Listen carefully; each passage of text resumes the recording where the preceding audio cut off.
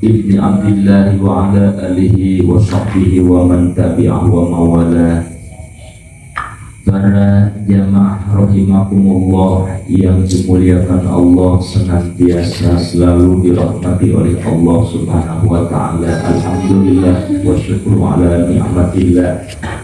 Kita ucapkan bersama-sama yaitu dengan lafaz atau lafaz Alhamdulillahirabbil alamin. Kita puji syukur kepada Allah Subhanahu wa ta'ala yang telah selalu memberikan kepada kita berbagai ragam nikmat, baik itu nikmat sehat jasmani dan ruhani, terutama nikmat yang paling utama yaitu diberikan nikmat iman wal Islam oleh Allah Subhanahu wa ta'ala. Mudah-mudahan dengan modal iman Islamlah kita menuju Allah Subhanahu wa ta'ala dalam keadaan husnul khatimah. Amin ya rabbal alamin.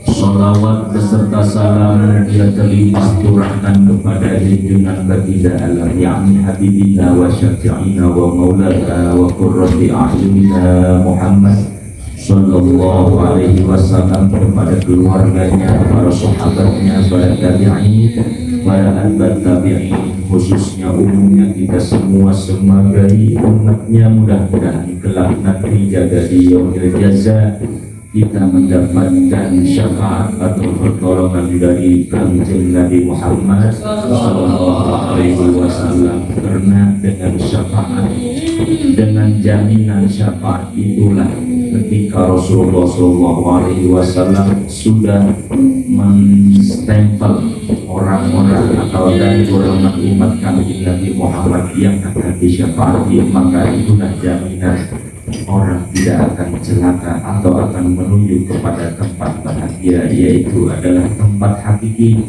kita di surganya Allah Subhanahu wa ta'ala. Di dalam surga Allah Subhanahu wa ta'ala, di samping kenikmatan isinya, kita senantiasa pagi dan sore selalu melihat zat Allah Subhanahu wa ta'ala. Maka ketika kita melihat dari Allah, wujud Allah yang asli nanti di surganya Allah Subhanahu wa ta'ala, akan hilang kenikmatan-kenikmatan yang lainnya, yaitu kenikmatan surga akan dikalahkan ketika kita melihat kenikmatan, melihat langsung dengan mata kepala kita, melihat zat Allah Subhanahu wa ta'ala. Faman kana yarju liqa'a rabbih falyamal amalan sholihan, kata Allah Subhanahu wa ta'ala pesan kepada makhluknya. Faman kana, barang siapa yang ingin berharap bertemu dengan Allah, dengan Zatku, kata Allah Subhanahu wa ta'ala, falyamal amalan sholihan. Yang pertama harus mengamal amal soleh, amal kebaikan, amal kebajikan, yaitu menjadi hamba Allah Subhanahu wa ta'ala yang taat kepada Allah Subhanahu wa ta'ala.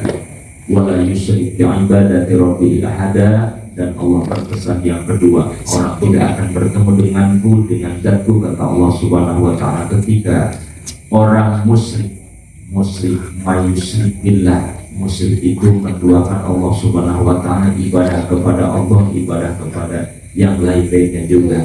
Barang siapa yang musyrik kepada Allah Subhanahu wa ta'ala, wa mayusyrik billah faqad, barang siapa yang musyrik kepada Allah Subhanahu wa ta'ala, maka tidak ada tempat bagi mereka, yaitu mukhalad binar, kekal di dalam neraka. Na'udzubillah min dzalik, summa na'udzubillah.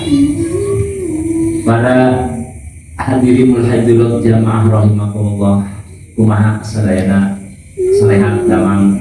Alhamdulillah saya. Jadi sesudah kita berpisah sementara sampai ada 2 minggu.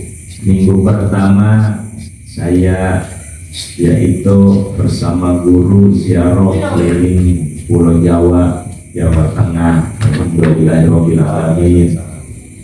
Minggu kedua berangkat dari rumah arah sebelah kanan. Sebelah kanan ada yang hajat, jalannya dipakai tenda, terpaksa arah kejeblak sebelah kiri.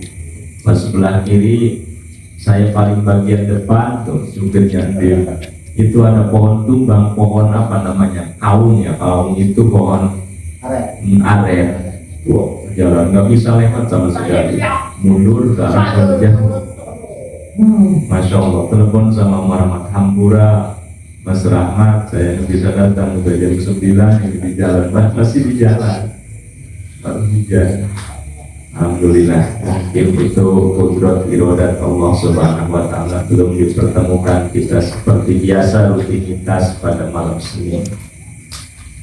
Para jamaah rahimakumullah, alhamdulillah kedua kalinya kita senantiasa oleh Allah Subhanahu wa Ta'ala diberikan hidayah, diberikan petunjuk, yaitu sebuah cahaya ada di dalam dada, tepatnya di dalam lubuk hati, suatu cahaya yang itu adalah cahaya dari cahaya Rasulullah, dari cahaya senteran cahaya Rasulullah Shallallahu Alaihi Wasallam yang disenterkan masing-masing kepada kita, yaitu namanya hidayah.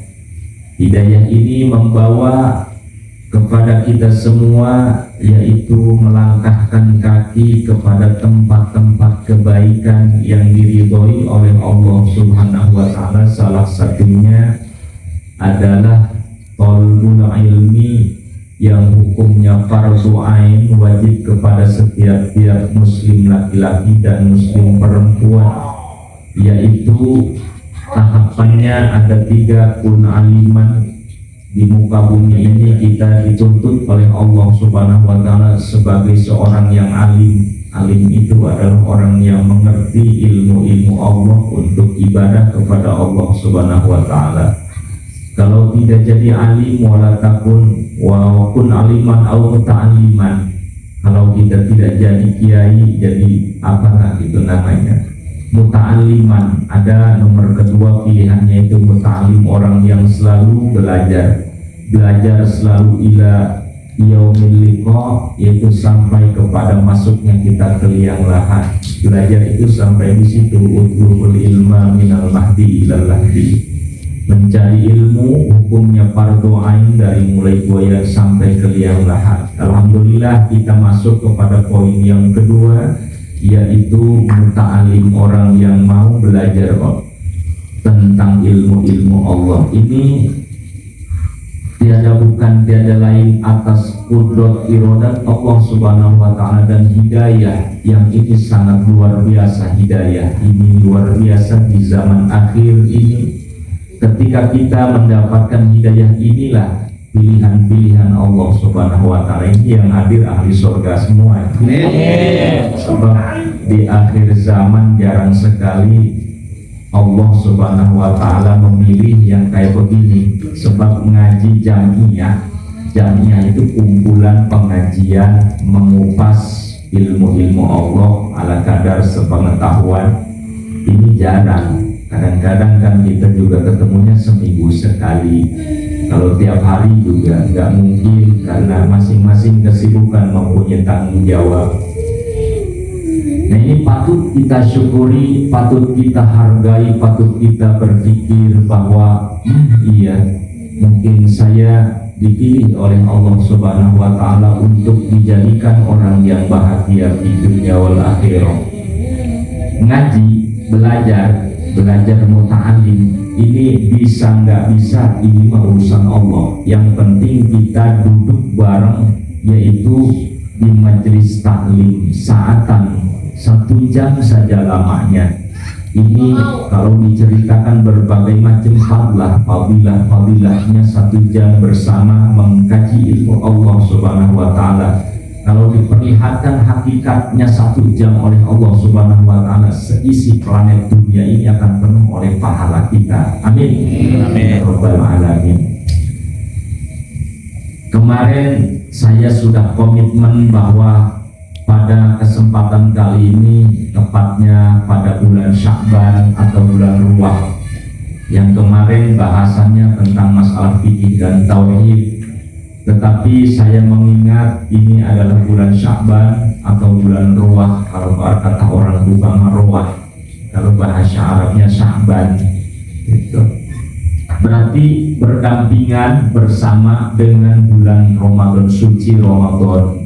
Mudah-mudahan kita berdoa pada saat ini kepada Allah Subhanahu wa taala. Mudah-mudahan kita semua yang ada di sini maupun yang tidak hadir di sini dipertemukan dengan bulan suci Ramadan. Allah Subhanahu wa taala, amin ya rabbal alamin, sehingga kita bisa berinteraksi, bisa berubudiyah pada bulan suci Ramadan, yaitu melaksanakan kewajiban kita adalah berpuasa. Puasa, ngomong-ngomong puasa adalah termasuk rukun Islam yang jumlah nomor ke-4. Benar. Yang pertama rukun Islam itu jumlahnya 5.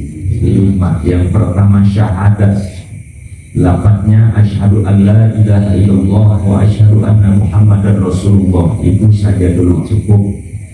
Yang kedua sholat. Sholat itu fardu 5 waktu, likulli maktubatin 5 waktu. Syahadat, sholat. Yang ketiga adalah rukun Islam, melaksanakan atau membayar zakat. Itu kalau mampu, kalau kita sudah kena nisab, zakat wajib namanya. Ada zakat tatawwu, zakat sunnah, yaitu penghasilan kita per bulan kita zakatkan, kita bersihkan, kita sosialisasikan. Yang nomor keempat adalah puasa di bulan suci Ramadan. Maka dengan komitmen sebelumnya, kita pada kesempatan ini ke depan 2 pekan lagi dari sekarang sampai ke depan mungkin ada 2 pertemuan kembali. Nanti insya Allah ini khususnya membahas yaitu tentang kaifiat puasa. Jadi betapa pentingnya ketika kita berpuasa akan mendapatkan pahala dengan sempurna dari Allah Subhanahu wa taala. Oleh karena kita berpuasa, tahu ilmunya, tahu tentang masalah pembatalan puasa dan lain-lainnya. Tetapi sebelum kita membahas puasa, alangkah baiknya ini tepatnya adalah bulan Sya'ban, bulan Ruwah. Ini memang bulan yang oleh Allah Subhanahu wa taala juga bulan yang sangat diunggulkan, karena di bulan Sya'ban ini ada keistimewaan, ada fadlah, ada cerita-cerita yang harus patut kita laksanakan di dalam bulan Sya'ban ini. Mana di antaranya yaitu ketika malaikat Jibril alaihi salam mendatangi Rasulullah SAW pada yaitu awal daripada bulan Sya'ban untuk mengingatkan kanjeng Nabi Muhammad SAW. Tetapi sebenarnya Rasulullah pun sudah tahu, tetapi malaikat Jibril atas perintah Allah Subhanahu wa taala memberitahukan bahwa ya Rasulullah, bahwa ini malam adalah malam 1 Sya'ban, di mana malam 1 Sya'ban ini 7 lapisan langit dibuka semua pintu rahmat Allah Subhanahu, pintu langit terbuka oleh Allah Subhanahu wa taala. Bahkan langit dunia ini, yang langit yang kita kelihatan ini, Allah Subhanahu wa taala rahmatnya 99% rahmat Allah Subhanahu wa taala ini ada di langit dunia pada bulan Sya'ban ini. Sebab Allah Subhanahu wa taala memberikan pintu sampai yaitu 300 pintu.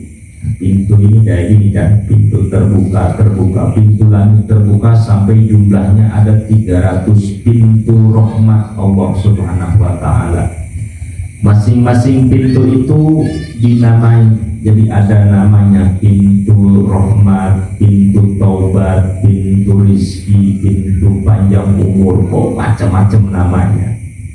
Ini untuk siapa dipersiapkan oleh Allah Subhanahu wa taala, dikhabarkan, diberi petakan kepada Rasulullah sallallahu alaihi wasallam, barang siapa yang menghidupkan di bulan Sya'ban atau di bulan Rawah. Menghidupkan bagaimana maksudnya ya Rasul? Sahabat bertanya, maksudnya begini, ketika siangnya dia minimal 1 hari berpuasa, malamnya minimal 1 malam dia bangun sholat tahajud. Setelah sholat tahajud dia sujud kepada Allah Subhanahu wa taala dalam keadaan dalam keadaan menyesal atas semua perbuatan-perbuatan yang pernah dilakukan. Tujuannya untuk minta diampuni atas semua dosa yang pernah dilakukan. Maka ini Allah Subhanahu wa taala tidak ada pending-pendingan. 1 malam itu saja dia bangun untuk mengharap ridha Allah Subhanahu wa taala, untuk mengharap maghfirah Allah Subhanahu wa taala, maka dalam 1 malam itulah dia akan mendapatkan kesucian, bersih daripada berbagai noda, dari mulai awal balik sampai detik dia sujud pada malam Sya'ban itu kepada Allah Subhanahu wa taala. Gampang ya kalau ngomong, tapi susahnya untuk bangunnya ini. Kadang kita mau bangun tapi mata cepel, mata lengket, males. Ada bangun juga paling kencing, buang air, terus tidur lagi. Tetapi kalau ketika kita melihat fadlah di bulan Sya'ban ini betapa sangat luar biasa. Terus diantaranya ada lagi sepekan 2 pekan. Setelah 2 pekan ini mendekati kepada 15 hari pada bulan Sya'ban, jadi nisfu namanya, nisfu Sya'ban. Hari Sya'ban itu jumlahnya 30 hari, 30 dibagi 2, 15. Insya Allah malam nisfu Sya'ban itu siapa yang tahu? Hari Rabu. Jadi nisfu Sya'ban itu kena tanggal 15 Sya'ban itu kena Rabu ya. Jadi Rabu berarti kita malam Rabu. Kata Rasulullah sallallahu alaihi wasallam, di mana datang yaitu setengah hari pada nisfu Sya'ban, maksudnya setengah bulan daripada bulan Sya'ban, tanggal 15 lah, tanggal 15. Maka Allah Subhanahu wa taala menurunkan berbagai malaikat dari sama dunia sampai langit ke-7, ada semua di planet dunia, berbaris semuanya. Apa maksud dan tujuan Allah Subhanahu wa taala menugaskan para malaikat di malam nisfu Sya'ban ini? Sebab kata Rasulullah SAW, ini adalah pergantian catatan amaliyah. Jadi kita kan ada malaikat Raqib, Raqib itu malaikat pencatat kebaikan, Atid malaikat sebelah kiri, malaikat Raqib sebelah kanan kita. Ada semua masing-masing mempunyai 2 malaikat namanya Raqib. Atid itu ditugaskan oleh Allah Subhanahu wa taala memegang catatan pena dan catatan untuk mencatat setiap gerakan, setiap ucapan, ditulislah oleh malaikat Raqib. Kalau itu bentuknya kebaikan, ditulislah oleh malaikat yang sebelah kanan namanya malaikat Raqib. Malaikat Atid tugasnya mencatat yaitu amaliyah yang kurang baik atau amaliyah buruk atau amal maksiat lah. Tetapi dengan catatannya malaikat Atid itu tidak mau mencatat kalau bentuknya itu kejelekan atau keburukan atau bentuknya maksiat kalau sudah dilaksanakan. Tapi kalau malaikat Raqib itu orang sudah niat saja ditulis, dicatat. Niat mau ngaji niatnya tapi nggak sampai badannya ke sini, dicatat saja kebaikan yang mendapatkan. Tapi kalau kita misalnya mau berangkat ke tempat maksiat, kalau belum datang ke tempat maksiat itu belum dicatat itu oleh malaikat Atid. Itulah umat Nabi Muhammad istimewanya.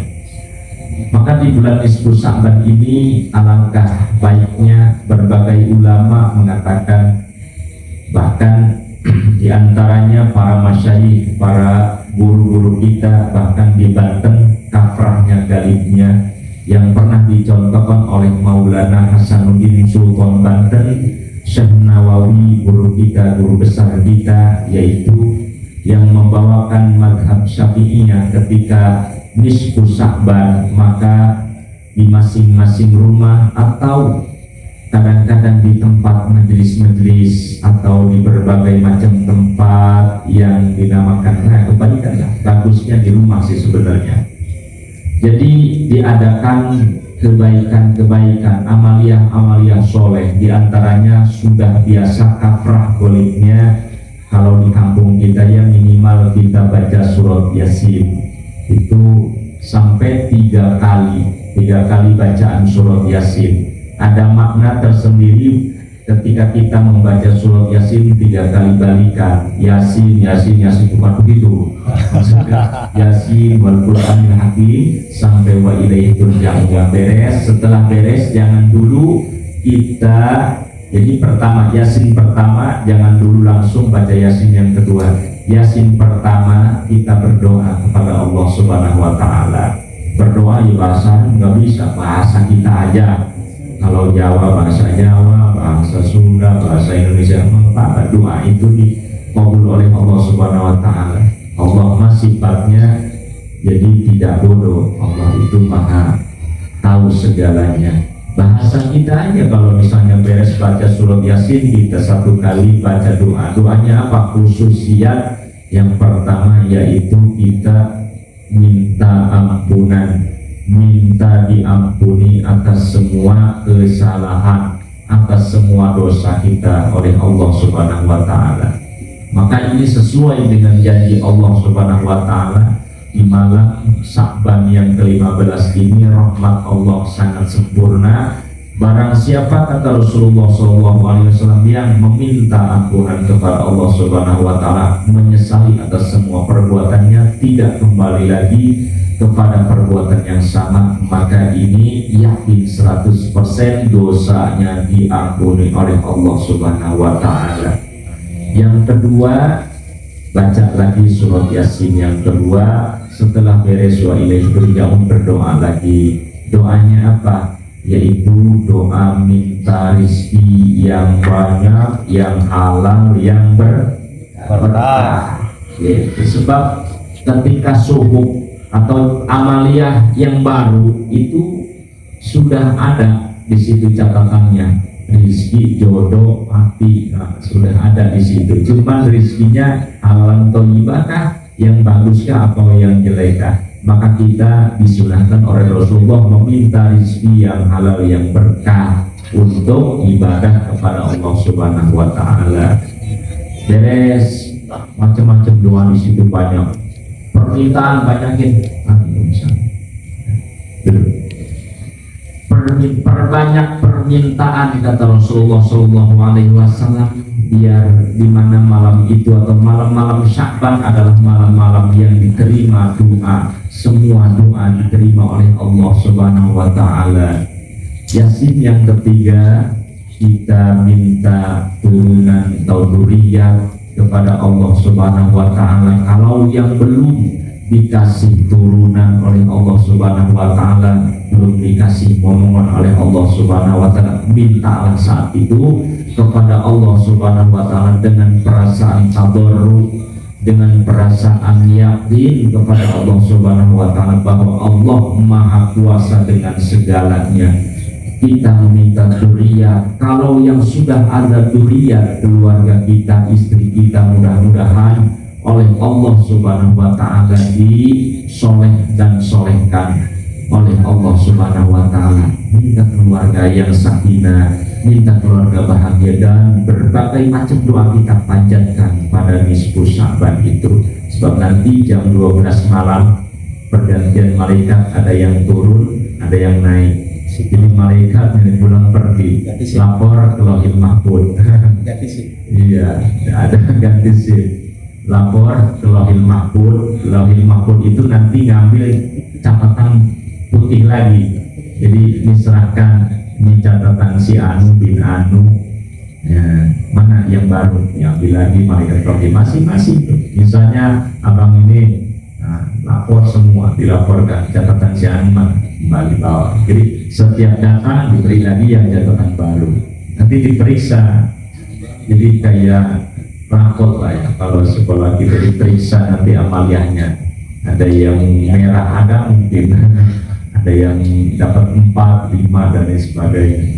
Tapi pada malam itulah saatnya Rasulullah SAW menganjurkan kepada kita untuk sebanyak-banyaknya, atau kalau bahasa dari wayahna hudang peting sapeting apalagi ini udah mendekati ini malam Senin, malam Selasa, malam Rabu besok adalah nisfu Sya'ban. Ba'da sholat maghrib, kalau misalnya tidak berjamaah di sini, di rumah nggak apa-apa sama anak istri baca surat Yasin. Yuk kita baca surat Yasin. Misalnya kita niatan saja untuk keberkahan rumah tangga kita, terus untuk kita hidup biar digampangkan berbagai macam urusan dan sebagainya. Baca aja surat lillahi ta'ala saja dulu. Niatnya kita baca surat Yasin karena Allah Subhanahu wa ta'ala. Mudah-mudahan amaliyah kita itu menjadi amaliyah yang diterima oleh Allah Subhanahu wa ta'ala. Amin. Amin ya rabbal alamin. Itulah diantaranya istimewa bulan Sya'ban. Ada lagi yang menyebut yaitu bulan ruah. Apa itu ruah? Ruah itu bulan istirahat. Istirahat siapa? Nanti ini ahli-ahli kubur kita akan diistirahatkan ketika memasuki bulan suci Ramadan. Diistirahatkan dari mana? Diistirahatkan begini maksudnya. Kan di alam barzakh itu ada dua. Ada raudhah min jannah, ada kufrah min kufarinar. Ada taman dari taman surga, ada kufrah yaitu galian-galian daripada api neraka jahanam. Nah, inilah dua ini akan ada istirahat. Kalau misalnya almarhum wal marhumat yang ada sekarang di alam barzakh sedang disiksa, ini nanti diistirahatkan oleh karena akan memasuki bulan suci Ramadan. Karena apa tujuan Allah Subhanahu wa ta'ala li'adhami shaumi Ramadan? Karena sangat luar biasa, sangat istimewanya bulan suci Ramadan.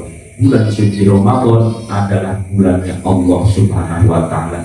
Bulan Sya'ban yaitu adalah bulan untuk pembersihan kalbu, hati kita. Yuk bersihkan hati kita, keluarkan penyakit-penyakitnya. Ya Allah, saya ini ngomel aja. Ya Allah, saya ini kurang bersyukur saja. Saat ini coba tolong hilangkan ya Allah dalam hati saya rasa tidak syukur, rasa kurang nyaman, rasa hasud, takabur dan macam-macam. Pada malam nisfu Sya'ban lah minta kepada Allah Subhanahu wa ta'ala supaya kalbu kita, supaya hati kita dibersihkan oleh Allah Subhanahu wa ta'ala. Maka kalau suci hati pada bulan Sya'ban atau bulan Ramadan, maka insya Allah masuk pada bulan suci Ramadan, roh kita yang dikuasai yaitu nafsu kita akan disangkar, nafsu kita akan imsak, dijaga dari berbagai macam keinginan nafsu. Maka setelah kalbu kita suci, maka ruh akan sakinah. Maka ada panggilan dari Allah Subhanahu wa ta'ala, ya ayyatuhan nafsul mutmainnah irja'i ila rabbiki radiyatan mardiyah. Nah, ini kita cari kalimat ini yang yaitu namanya nafsul mutmainnah. Nafsul mutmainnah itu adalah kejadiannya atau kebuktiannya, buktinya apapun yang kita kerjakan, apapun yang kita hadapi, masa depan kita, masa belakang kita, kita nikmatin saja, kita nikmatin ini semua dari Allah Subhanahu wa ta'ala. Itulah nafsul mutmainnah. Kalau nafsul ammarah yaitu nafsu yang mengajak kepada ruh kita untuk selalu mengerjakan maksiat, jauh daripada ibadah kepada Allah Subhanahu wa ta'ala. Mungkin sekelumit itu saja cukup bahasan untuk bulan fadlah atau kelebihan keistimewaan pada bulan Sya'ban ini. Insya Allah mudah-mudahan kita beramal atau mengamalkan salah satu ucapan Rasulullah SAW, yaitu barang siapa yang qiyamul lail, satu malam saja dia melek, atau ba'da maghrib dia membaca surat Yasin dan lain sebagainya, baca sholawat dan lain sebagainya, insya Allah Allah Subhanahu wa Ta'ala ketika mereka berdoa akan dijabah doanya oleh Allah Subhanahu wa Ta'ala. Amin.